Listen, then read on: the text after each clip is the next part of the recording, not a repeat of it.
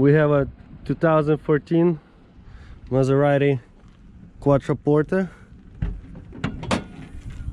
V8 twin turbo. We got it for our customer off an auction. I'm gonna make a video of how we repair it, and in this video we show you how to release the parking gear. This thing has an electronic shifter, so when the ignition is off, in our case it doesn't turn on, the shifter just moves freely. The car is in park. It's like most of the modern cars with electronic shifters, it automatically goes to park once you turn it off. So this thing has a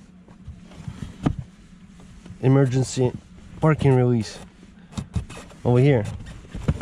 It was covered by a little cover somebody misplaced already. So the parking release is over here. You pull on this tab and you lock it in place, and now you can roll the car. Well, in our case, see the cable is all messed up. Somebody at the auction ripped the cable out. If that happens to you, this cable is right over here under the hood. It's mounted right there. See, in our case, they really worked at it and ripped it out completely. So what you could do is you could jack the car up. On the driver's side there is a little lever that the cable gets attached to. I'm not gonna be able to get in there, but we tied up a piece of wire and released the parking gear, and now we could roll it.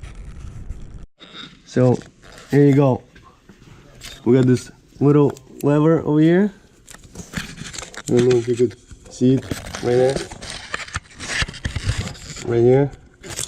This is the parking release lever. So if you stick a screwdriver and pull on it, it's a spring-loaded lever, so it won't stay there. That's why we have this wire tied up to the exhaust system, so it always stays in neutral. There you go.